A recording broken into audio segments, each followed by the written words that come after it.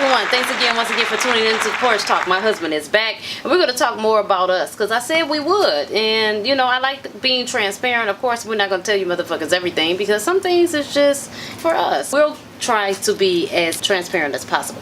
We told you about the relationship, and at some point we decided to get married. And when I got in this relationship, I had my son already. And so Byron really wanted children. You know, he wanted more children. Part of me is in my head like, well, that's a compromise. That's fine, but, you know, it's a lot of work. And the thing about it, he would say stuff like, you know, I got a lot of brothers and sisters, and they'll help. And he was saying, like, just different things, and I'm just thinking to myself, well, you've never had a kid before, and it's like, it's cool, but and I would tell him, like, you can't rely on other people to watch your kids. They not. We gonna go on this journey and we gonna thug it out. At least that's what I was thinking. I might not have said all of that to him, but that was definitely a thought. Anyway, flash forward, it was some job changes and different things. Life happened. We ended up moving in together. We ended up getting married, which was the best decision I could have ever done. I don't know how he feels about that, but it was the best decision for me. And so I think it was like a year later, we were really trying to have a child. I was on birth control, and after I stopped taking the birth control, it didn't take too long. It wasn't as quick as I thought, but it didn't take too long. Now hell, if I wasn't trying to, that shit would have came like that. But you know, whenever you want something, you know. So anyway, I got pregnant with little Byron.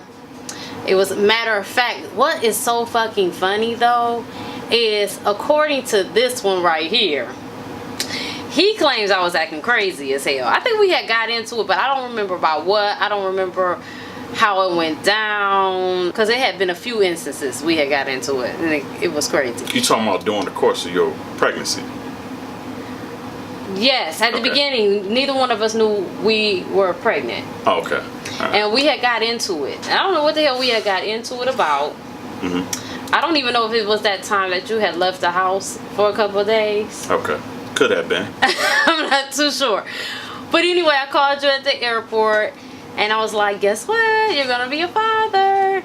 And I think we were like really happy. Like I said, he said I was acting crazy. I don't know nothing about it. Here comes the day to have the kid. Water breaks, and I'll never forget this. And it was odd because I've had already had a child before, so I've been through this, and the water was like stop and go, and I thought that was strange. So we went in the hospital, and here it is. No, your water broke, and you did what? I don't know. She got in the shower. Oh, and wash my ass? Oh, you gotta wash your ass. You can't be up there busting it wide open and it's funky down there. Yes, I did that with Jay. I did that with my firstborn. Soon as my water broke, I was in that shower. And, you know, that's just what it was. He had been out, I think, when Byron... I was working at the bar. Yeah, he was working out all night. So he was tipsy. Yeah. And he was, oh, man, your water broke. I said, how you know? That's what you said? Yeah, I said, how you know? Oh my God. She said, babe, it's time. I said, how you know? And I called Tiff. Tiff, she was chewed the hell up. She got on over there with the kids.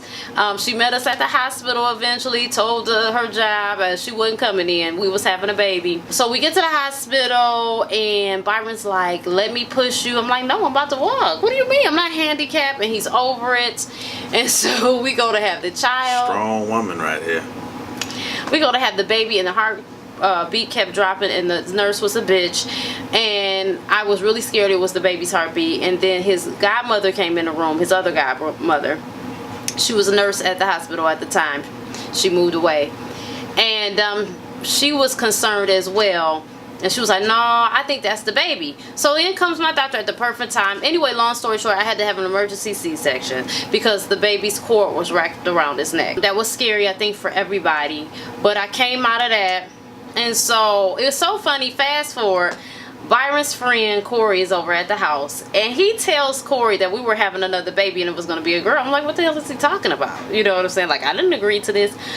Lo and behold, I get pregnant with who? A girl. But the funny part is my body has always been the type to like kind of hide things. So they literally drew my blood about 4 to 5 times to confirm that I was really pregnant. And we're talking about a blood test. We're not talking about a urine test. So, you know, that's really crazy. I'm definitely not the type of chick that could have been around, like, creeping around and stuff like that, because, I mean, my body is just odd. Like, it's a hater. Okay. All right. So, let's set the record straight, because your memory sucks. With the second child, with third child, we were here. We moved into the house at that time. We were here. And on everything, we were having sex in the front room on the floor. Oh my God, what? And it came to that point where it was either stay in or pull back. And you said, I don't. Go ahead. So I did. He shot the club That's up. how London got here. And London was determined. And then, so I'm on the phone with my mom and stuff. And I'm like really stressed out, you know, because I'm working midnights and just everything is just so difficult. And so Tiff calls and she's like, girl, I had a dream that somebody was I don't know if she was pregnant, but anyway, somebody was pregnant in the dream, and it was a little girl. And I got so frustrated with her. I was like, Tiff, why don't you stay out of my business? Like, I was so mad. I was like, why is God telling her my business or whatever? And so me, her, and my mom were on a three-way, and we were talking about it or whatever. And here comes on. All my kids are very precious, and they are really smart, and they are something. Those personalities, baby, I don't know. Mm-hmm. According to my sister-in-law, she claims that I went into postpartum depression. I don't know what she's talking about. If she's watching this, she know who she is, and she knows she said that. Yeah, you absolutely did, though. I don't know nothing about it. Okay, denial. I literally had these 2 babies. I would work midnights, and I would come home, and I would be exhausted, and I had to nurse, and I had to stay up for both of them to change their diapers, and I would get very little sleep.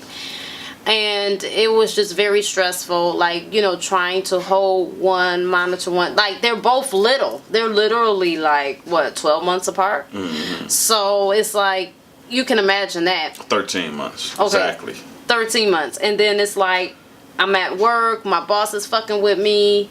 And one day I just, like, broke down. It was days I would fall asleep, like, giving report. Because I was, at one time I was a nursing assistant. I would be giving a report to the next one, and like one guy was laughing. I'll never forget. He was like, Raquel, wake up. Yeah, that was something. So I remember one time being pregnant on break, dude, and we used to sleep on midnights. It was the best thing. Those were the best times, because anybody still working there on that midnight shift, they don't have it no more. And we would sleep, and I slept for 3 hours. My alarm on my phone went off. And I was confused. I couldn't figure out how to turn it off. I took the whole phone apart. I think it was one of them phones that had a battery in it or something. You know. So you know that was a while ago. Yeah, I took the whole phone. I was over it, okay? And here comes my nurse looking for me. I'm like, oh my God, I'm so sorry. Oh, that bright light came on. Those were some rough years. I got through it. I went to school. Everybody was pretty shocked because I was pretty determined. Like, I had a lot on my plate. Finish your degree? Yeah, I got my degree. And here I am with this. How was it being just with me throughout those years? I mean, it was confusing. I mean, well, I'll tell you this. My ignorance with women kind of made me think that all women wanted to be mothers. You know what I'm saying? Like, okay, first come love, then come marriage, then comes baby and the baby carriage, right? That's like what you've been told. That's like a little, you know, that's something that you hear ever since you was like knee-high to a grasshopper. You know what I'm saying? So when we got into a relationship, it was so different for me to really kind of find out that that wasn't your... That wasn't your lane.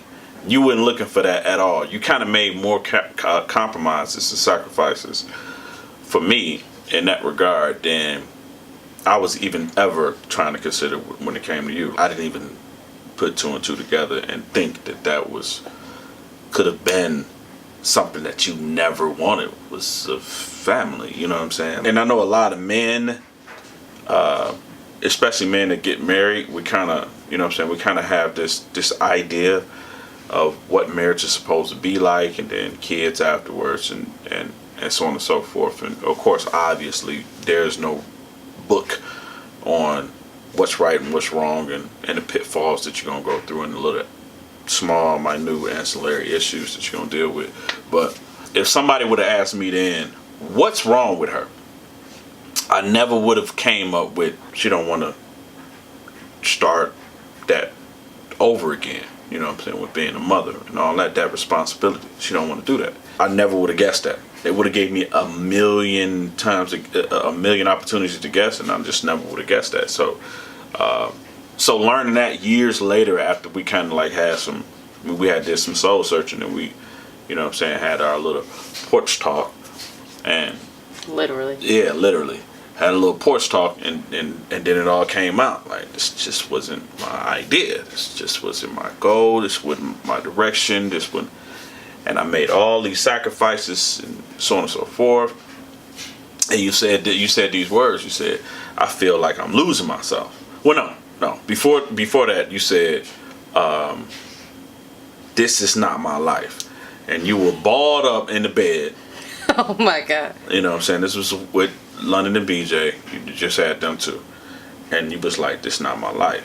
And I was taken aback some ways. Well, I mean, lack of sleep and a lot of pressure, makes you feel like that. No, it just makes you not creative to come up with a lie. That's all that does. So you speaking the truth. So you spoke the truth. You said exactly what you felt. And what you felt was, no, this is not what I wanted. I didn't want to wake up to, this type of responsibility, being a mother and so on and so forth.